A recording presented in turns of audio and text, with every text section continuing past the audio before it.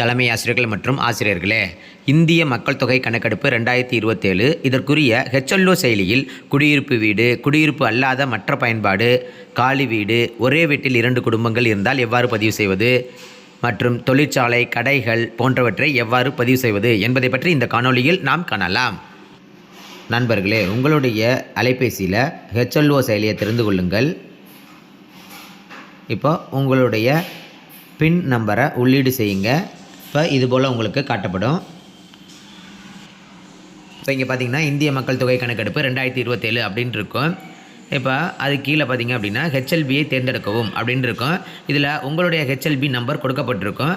இப்போ உங்களுக்கு 2 HLB உங்களுக்கு கொடுத்துருக்காங்க அப்படின்னா இப்போ எந்த HLBயை நீங்கள் தேர்ந்தெடுக்கணும் அப்படின்றதுக்கு இங்கே இருக்கக்கூடிய அம்புக்குறி அழுத்திட்டு நீங்கள் தேவையான HLB நம்பரை தேர்ந்தெடுத்து கொள்ளவும். அடுத்து பார்த்திங்கன்னா மாநிலம், மாவட்டம், தாலுக்கா, நகரம், வார்டு குறியீடு, HLB எண் இது எல்லாமே உங்களுக்கு கொடுக்கப்பட்டிருக்கும். அது கீழே கோட்டு வரைபடத்தின் படி அப்படின்னு சொல்லிட்டு கீழே பார்த்திங்கன்னா முதல்ல எதிர்பார்க்கப்படும் கட்டிடங்களின் எண்ணிக்கை அப்படின்னு இருக்கும்.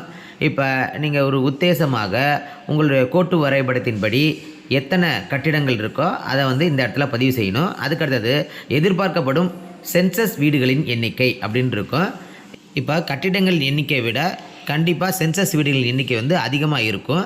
அதனால் கட்டிடங்களின் எண்ணிக்கையை விட எதிர்பார்க்கப்படும் சென்சஸ் வீடுகளின் எண்ணிக்கை அதிகமாக நீங்கள் பதிவு செய்து கொள்ளுங்கள்.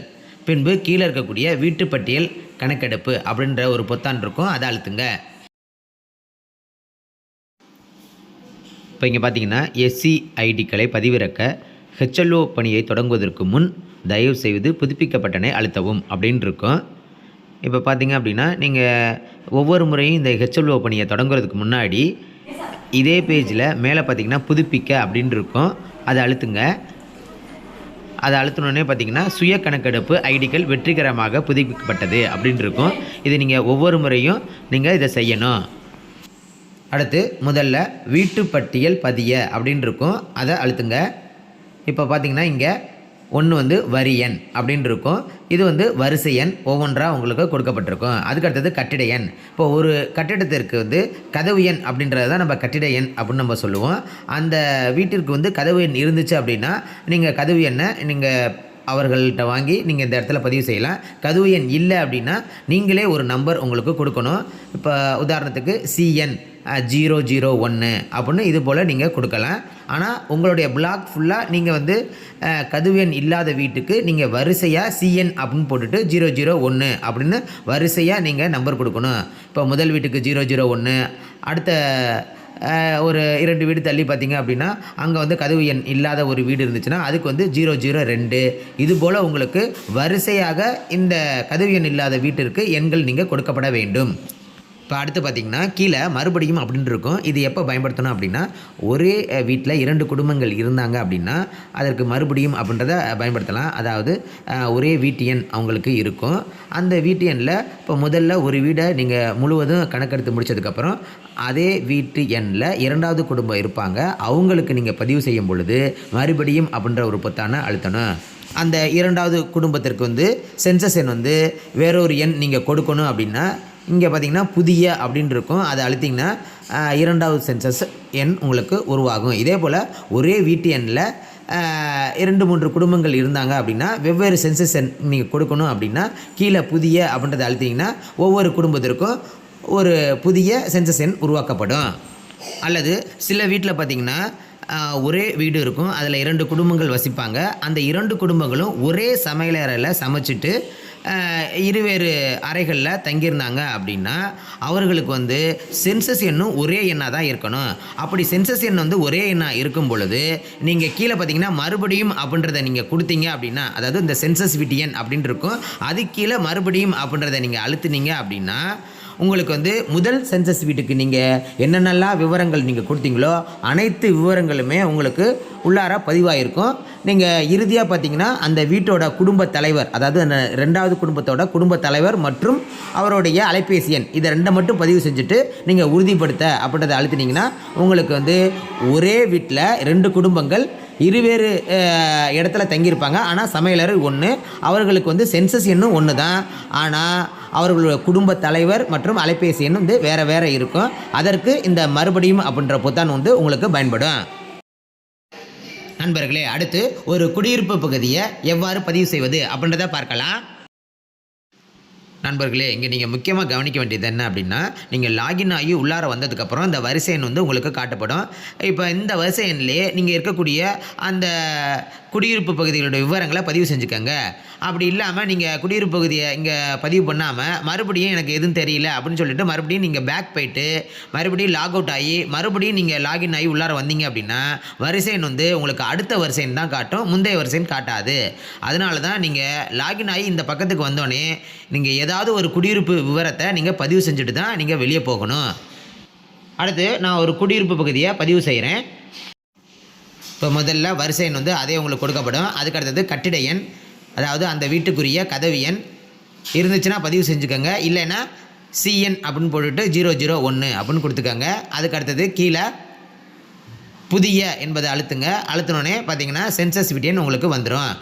இந்த சென்சஸ் வீட்டு எண்ணை தான் அந்த வீட்டோட கதவு பகுதியிலையோ அல்லது சுவர்லேயோ நீங்கள் மார்க்கர்களால் எழுதி வைக்கணும். அது மட்டும் இல்லாமல் இந்த சென்சஸ் எண்ணை தான் உங்களுடைய வரைபட மேப்பில் அந்த வீட்டுக்குரிய சென்சஸ் எண்ணாக குறிப்பிடப்பட வேண்டும். இப்போ கீழே பார்த்தீங்கன்னா அடுத்து அப்படின்ட்டு இருக்கும், அதை அழுத்துங்க. இப்போ இங்கே பார்த்தீங்கன்னா எஸ்சிஐடி, இந்த குடும்பத்தில் சுய கணக்கெடுப்பு முடித்துள்ளார்களா அப்படின்னு கேட்டிருப்பாங்க.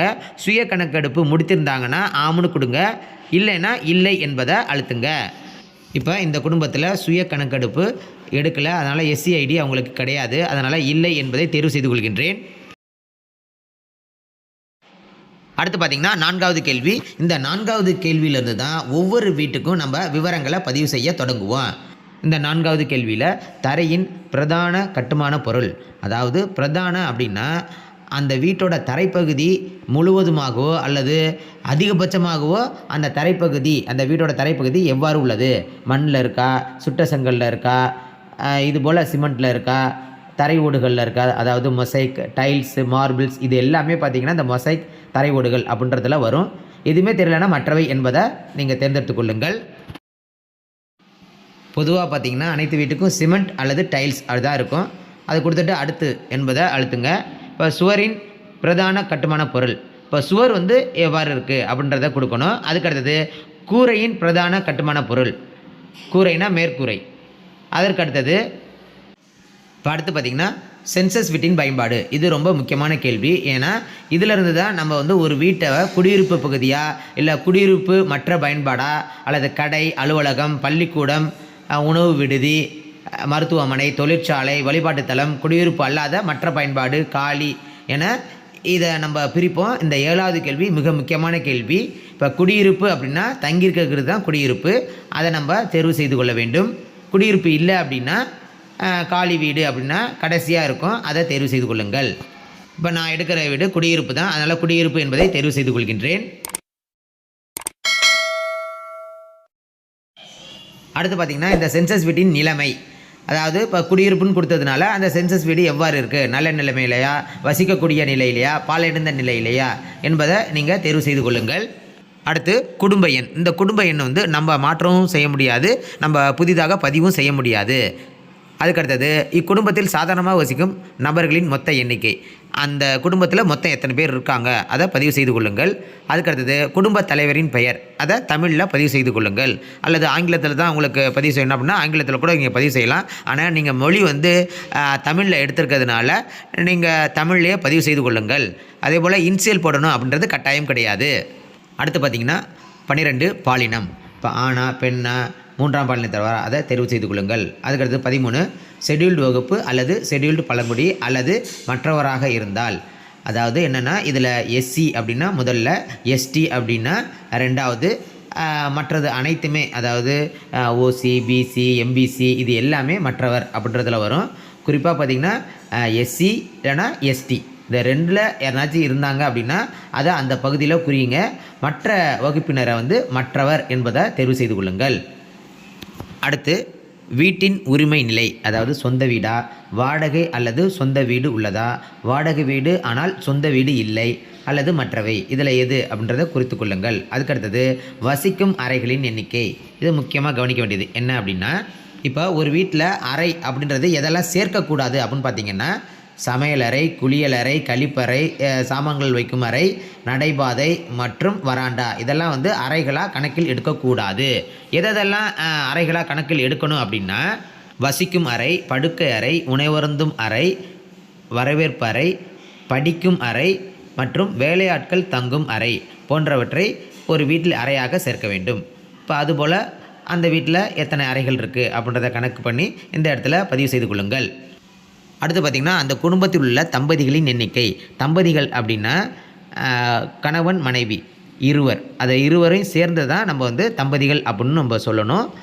அப்படி அந்த வீட்டில் எத்தனை பேர் இருக்காங்களோ அதை பதிவு செய்து கொள்ளுங்கள். இப்போ சில சந்தேகங்கள் வரும். என்னென்னா, இப்போ ஒருவர் வந்து கணவனோ மனைவியோ விவாகரத்து வாங்கியிருப்பாங்க. அவங்க வந்து தனியாக இருப்பாங்க. அவங்கள வந்து நம்ம தம்பதியாக காட்டணுமா அப்படின்னா தம்பதியாக காட்டக்கூடாது. அதே போல் அம்மா அப்பா 2 பேரில் யாராச்சும் ஒருத்தர் தான் இருப்பாங்க. மற்றவங்க வந்து இல்லாமல் இருக்கலாம், இல்லை இறந்து போயிருக்கலாம். அப்படி இருந்தாங்கன்னா அவங்களையும் நம்ம தம்பதியாக காட்டக்கூடாது. கணவன் மனைவி 2 பேரும் சேர்ந்து ஒரே வீட்டில் இருக்கணும். அப்படி இருந்தால் தான் அவங்கள வந்து நம்ம தம்பதி அப்படின்றத கணக்கில் எடுத்துக்கணும். அடுத்து பார்த்திங்கன்னா, குடிநீருக்கான பிரதான ஆதாரம் சுத்திகரிக்கப்பட்ட குழாய் நீர், அதாவது ஆர்ஓ வாட்ரு. அதுக்கு அடுத்தது சுத்திகரிக்கப்படாத குழாய் நீர், அதாவது இது தெரு பைப்பு.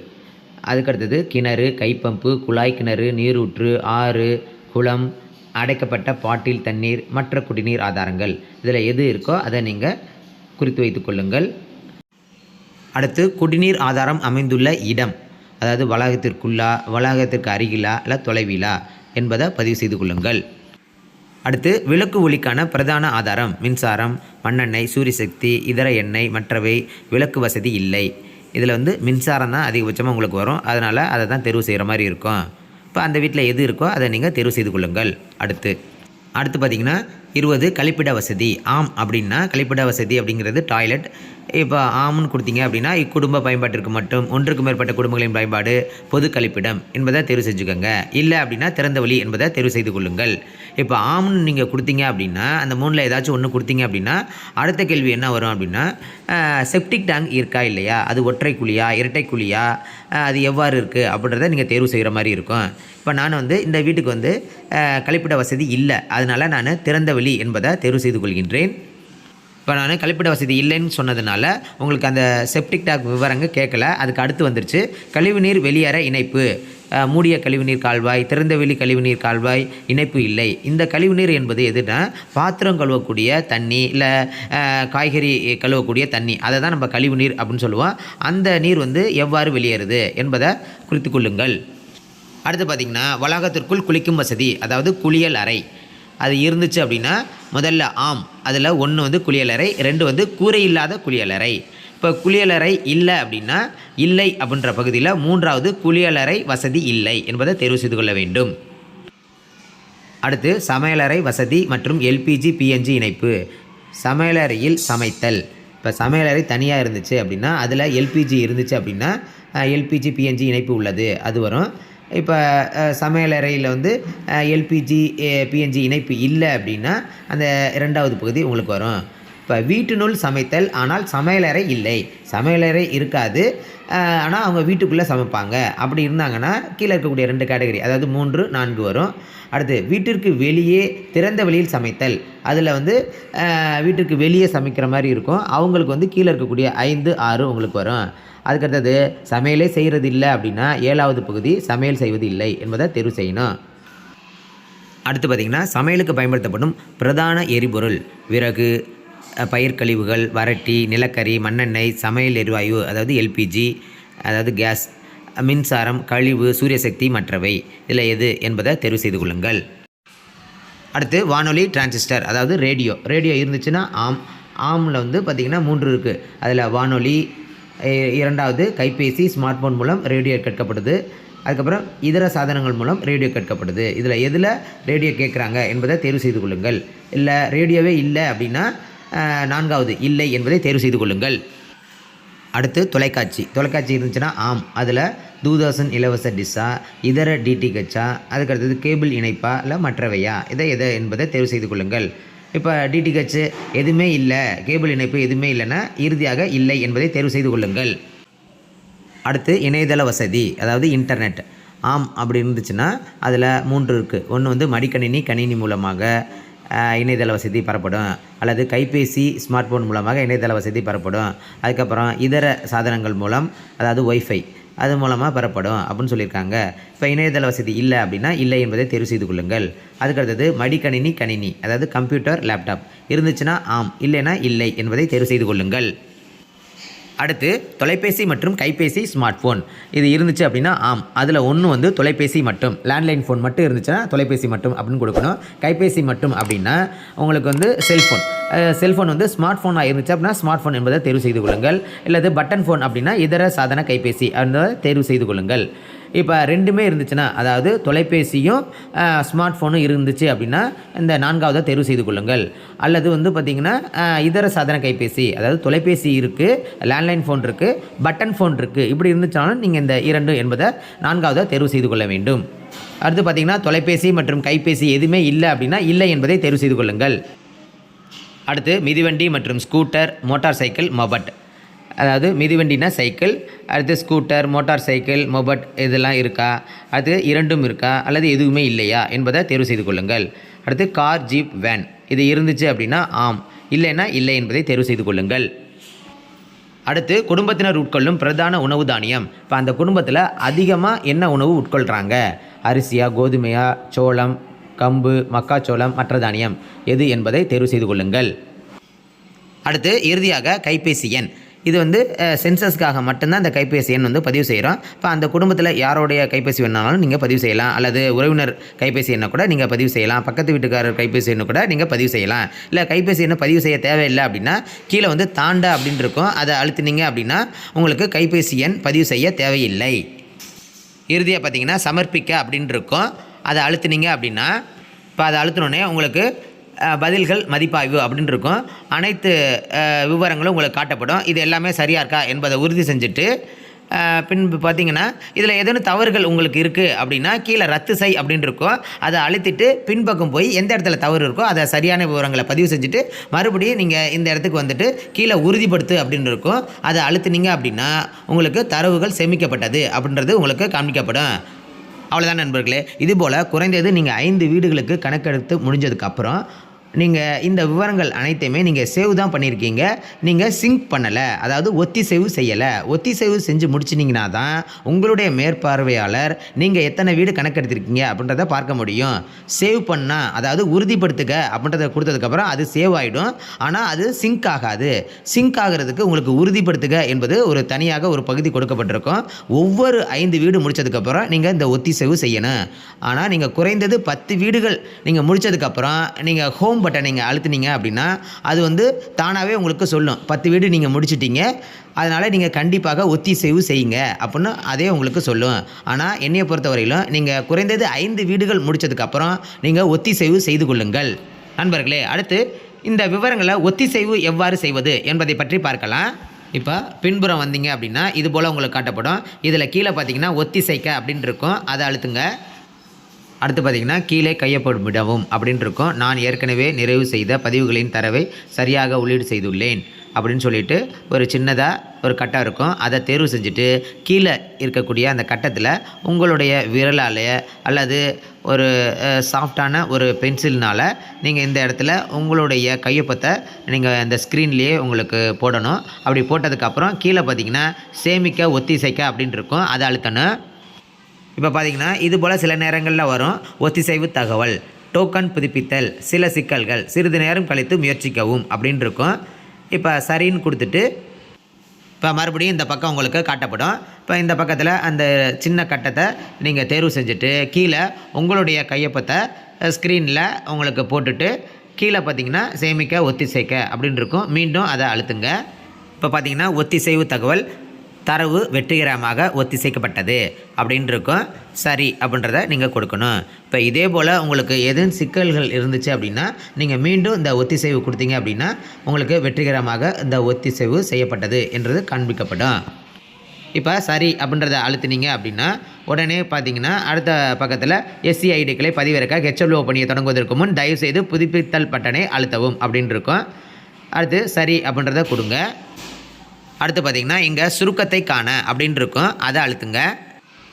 இப்போ இங்கே பார்த்தீங்கன்னா மேலே மொத்த சென்சஸ் வீடுகள், அதாவது நீங்கள் சென்சஸ் எடுத்த மொத்த வீடுகள் எத்தனை அப்படின்றது காட்டப்படும்.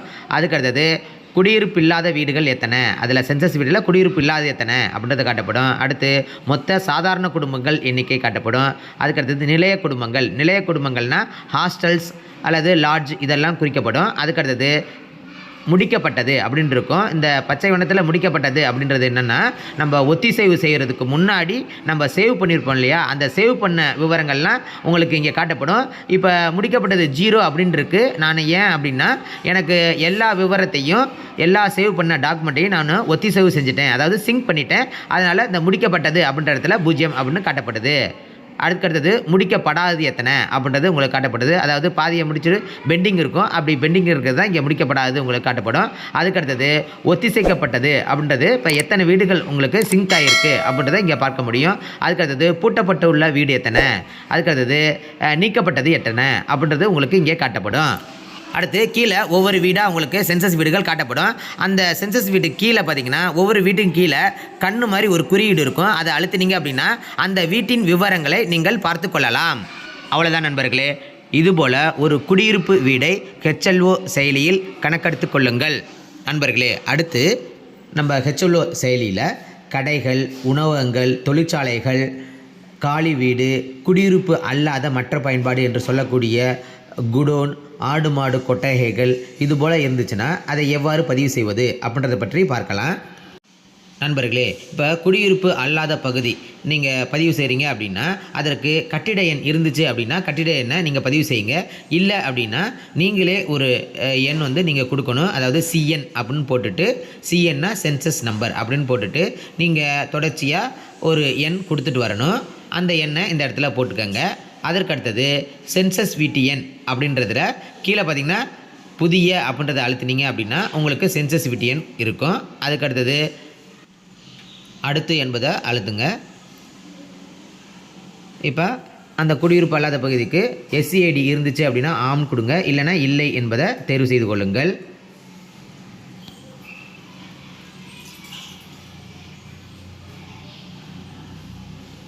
அடுத்து தரையின் பிரதான கட்டுமான பொருள், இப்போ அந்த பகுதியோட தரையோட பிரதான கட்டுமான பொருள் அதை தேர்வு செஞ்சுட்டு அடுத்து கொடுங்க. அடுத்து சுவரின் பிரதான கட்டுமான பொருள் அதை தேர்வு செய்துட்டு அடுத்து கொடுங்க. அடுத்து மேற்கூரையின் பிரதான கட்டுமான பொருள், இப்போ அது எவ்வாறு இருக்குது என்பதை தேர்வு செய்து கொள்ளுங்கள். தேர்வு செஞ்சதுக்கப்புறம் கீழே அடுத்து அப்படின்னு இருக்கும், அதை அழுத்துங்க. இப்போ இதுதான் மிக முக்கியமானது, சென்சஸ் வீட்டின் பயன்பாடு அப்படின்னு இருக்கும். இப்போ இங்கே பார்த்தீங்கன்னா முதலாவது குடியிருப்பு, அது உங்களுக்கு எடுத்துக்க மாட்டோம். அதுக்கு இரண்டாவது குடியிருப்பு மற்ற பயன்பாடு அப்படின்னு சொல்லியிருப்பாங்க. அதாவது சில வீட்டுக்குள்ளேயே கடைகள் இதெல்லாம் வச்சுருப்பாங்க, அவங்களுக்கு குடியிருப்பு மற்ற பயன்பாடு அப்படின்றத நம்ம தேர்வு செய்யணும். அதுக்கு அடுத்தது கீழே இருக்கிறது எல்லாமே பார்த்திங்கன்னா குடியிருப்பு அல்லாத அப்படின்ற பகுதி தான் வரும். இப்போ இதுதான் நம்ம பார்த்துட்ருக்கோம். அதில் முதலாவதாக கடை, அலுவலகங்கள், பள்ளிக்கூடங்கள், கல்லூரிகள், உணவு விடுதிகள், மருத்துவமனைகள், தொழிற்சாலைகள், வழிபாட்டு தலங்கள், குடியிருப்பு அல்லாத மற்ற பயன்பாடு, காலி வீடு, இது போல் உங்களுக்கு இருக்கும். இப்போ குடியிருப்பு அல்லாத மற்ற பயன்பாடு அப்படின்னா உங்களுக்கு இந்த ஆடு மாடு கொட்டகைகள் அதெல்லாம் நீங்கள் இதை கொடுத்துக்கலாம். காலி வீடு அப்படின்னா கீழே காலி அப்படின்னு இருக்கும், அதை தேர்வு செய்து கொள்ளலாம். இப்போ நான் உதாரணத்துக்கு தொழிற்சாலை என்பதை நான் தேர்வு செய்கிறேன். இப்போ அதை தேர்வு செஞ்சதுக்கப்புறம் கீழே பார்த்திங்கன்னா அந்த தொழிற்சாலையுடைய பெயர் கொடுக்கலாம், இல்லைனா அது என்ன வகையான தொழிற்சாலை அப்படின்றத கொடுக்கலாம். இப்போ நான் ரைஸ் மில் அப்படின்றத கொடுக்குறேன். ரைஸ் மில் அப்படின்றத நான் பதிவு செஞ்சுக்கிறேன். இப்போ வழிபாட்டு தலங்கள்னால் அது என்ன வகையான கோயில் அப்படின்றத பதிவு செய்யலாம். பின்பு அடுத்து என்பதை அழுத்துங்க. அதோட விவரத்தை பதிவு செஞ்சுட்டு அடுத்து என்பதை அழுத்தினீங்கன்னா உறுதிப்படுத்துக அப்படின்றத உங்களுக்கு கேட்கும். இப்போ உறுதிப்படுத்துக அப்படின்றத கொடுத்தீங்க அப்படின்னா தரவு வெற்றிகரமாக சேமிக்கப்பட்டது அப்படின்னு உங்களுக்கு வந்துடும். அவ்வளோதான் நண்பர்களே. இதுபோல் குடியிருப்பு அல்லாத மற்ற பயன்பாடுகளில் உணவகங்கள், தொழிற்சாலைகள், பள்ளிக்கூடங்கள், வழிபாட்டு தலங்கள், அதுக்கப்புறம் காலி வீடு, இது போன்ற விவரங்களை நீங்கள் பதிவு செய்து கொள்ளுங்கள் நண்பர்களே, ஒரே வீட்டில் பல குடும்பங்கள் வெவ்வேறு சமையலறையில் சமைத்து ஒரே வீட்டில் வசித்தால், அல்லது ஒரே வீட்டில் 2 குடும்பங்கள் ஒரே சமையலறையில் சமைத்து ஆனால் வெவ்வேறு அறைகளில் வாழ்ந்து வந்தால், இது போன்றவற்றிற்கு எவ்வாறு பதிவு செய்வது என்பதை பற்றி பார்க்கலாம். இப்போ இந்த பக்கத்தில் பார்த்தீங்கன்னா வரிசை எண் உங்களுக்கு காட்டப்படும். அதுக்கப்புறம் கட்டிட எண் அப்படின்னு இருக்கும். இப்போ முதல் வீட்டுக்கு கட்டிட எண்ணை கொடுத்து கீழே சென்சஸ் வீட்டு எண் அப்படின்றதில் புதிய அப்படின்னு கொடுத்துட்டு நீங்கள் வந்து அந்த வீட்டின் விவரங்களை பதிவு செய்து உறுதிப்படுத்திக் கொள்ளுங்கள். பின்பு இரண்டாவது வீட்டுக்கு நீங்கள் பதிவு செய்யும் பொழுது இதே பகுதியில் பார்த்தீங்க அப்படின்னா உங்களுக்கு வரி எண் காட்டப்படும். அது வந்து அடுத்த நம்பர் காட்டப்படும். அதுக்கப்புறம் கட்டிட எண் அப்படின்னு இருக்கும். அந்த கட்டிட எண் வந்து நீங்கள் முதல் வீட்டுக்கு என்ன எண் கொடுத்தீங்களோ அதே எண்ணை நீங்கள் கொடுக்கறதுக்கு கீழே மறுபடியும் அப்படின்னு இருக்கும். அதை அழுத்தினீங்கன்னா அதே கட்டிட எண் உங்களுக்கு வந்துடும். அப்படி இல்லைன்னா அங்கே இருக்கக்கூடிய ஏரோ மார்க்கை அழுத்தினீங்க அப்படின்னா நீங்கள் கடைசியாக பதிவு பண்ண அந்த வீட்டின் கட்டிட எண் காட்டப்படும். அதை நீங்கள் தேர்வு செய்து கொள்ளலாம். இப்போ கீழே பார்த்தீங்கன்னா சென்சஸ் வீட்டு எண், அது கீழே மறுபடியும் அப்படின்ற ஒரு பொத்தான் இருக்கும். அதுவும் உங்களுக்கு எனேபிள் ஆகிடும். இப்போ அந்த கட்டடத்தில் மற்றொரு குடும்பம் வேறொரு சமையலறையில் சமைத்து இருக்காங்க அப்படின்னா அவர்களுக்கு புதிய சென்சஸ் எண் தான் கொடுக்கணும். அதனால் கீழே பார்த்தீங்க அப்படின்னா புதிய அப்படின்னு இருக்கும். அதை அழுத்திங்கன்னா உங்களுக்கு புதிய சென்சஸ் எண் காட்டப்படும். ஆனால் கட்டிட எண் வந்து ஒரே தான், ஆனால் புதிய சென்சஸ் எண் கொடுக்கப்படும். இதே போல் ஒரே வீட்டில் பல்வேறு குடும்பங்கள் வெவ்வேறு சமையலறையில் சமைச்சிட்டு உங்களுக்கு இருந்தாங்கன்னா ஒவ்வொரு புதிய சென்சஸ் எண்ணாக நீங்கள் கொடுத்து அவர்களின் விவரங்களை நீங்கள் பதிவு செய்து கொள்ளலாம். அடுத்து சில வீட்டில் பார்த்தீங்க அப்படின்னா ஒரே வீட்டு எண் இருக்கும். ஆனால் அந்த கட்டடத்தில் ஒரே சமையலறை தான் இருக்கும். அந்த ஒரே சமையலறையில் சமைத்து 2 குடும்பங்களும் தனித்தனியாக வசிப்பாங்க. ஆனால் சமையலறை வந்து அவங்களுக்கு ஒன்று தான் அப்படின்னா சென்சஸ் எண் வந்து அவர்களுக்கு ஒரே சென்சஸ் எண் தான் நீங்கள் கொடுக்கணும். அப்படி கொடுத்துட்டு அதே சென்சஸ் எண் நீங்கள் கொடுக்கறதுக்கு கீழே பார்த்தீங்கன்னா மறுபடியும் அப்படின்னு இருக்கும். அதை அழுத்தினீங்க அப்படின்னா அந்த கட்டடத்தின் விவரங்கள் அனைத்துமே உங்களுக்கு வந்துடும். குடும்பத் தலைவர் பெயர் மற்றும் அவருடைய கைபேசி எண் இதை மட்டும் பதிவு செஞ்சால் போதுமானது. நீங்கள் முதல் வீட்டுக்கு என்ன பதிவு செஞ்சீங்களோ அனைத்து விவரங்களும் உங்களுக்கு அப்படியே காட்டப்படும். பின்பு குடும்பத் தலைவர் அவருடைய அலைபேசி எண் இதை மட்டும் பதிவு செஞ்சு நீங்கள் உறுதிப்படுத்தினால் போதுமானது.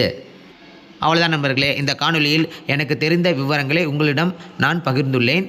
இதில் ஏதேனும் தவறுகள் இருந்தால் உங்களுடைய மேற்பார்வையாளர் மூலமாக உங்களுடைய சந்தேகங்களை கேட்டு தெளிவு பெற்றுக்கொள்ளுங்கள். நண்பர்களே, இந்த காணொலி உங்களுக்கு பயனுள்ளதாச்சுன்னா லைக் பண்ணுங்கள், ஷேர் பண்ணுங்கள், கமெண்ட் பண்ணுங்கள். இது போன்ற பயனுள்ள காணொலிகளை நீங்கள் பார்க்கணும் அப்படின்னா அறிவகம் பார்ட் சேனலை சப்ஸ்கிரைப் பண்ணிக்கோங்க. பக்கத்தில் இருக்க பெல் ஐக்கனை கிளிக் பண்ணி ஆல்னு கொடுத்துக்கோங்க. அப்போ தான் நாங்கள் போகிற வீடியோ நோட்டிஃபிகேஷன் உங்களுக்கு உடனுக்குடனே வரும். அறிவகம் பார்ட், முயற்சியே வெற்றி. வணக்கம்.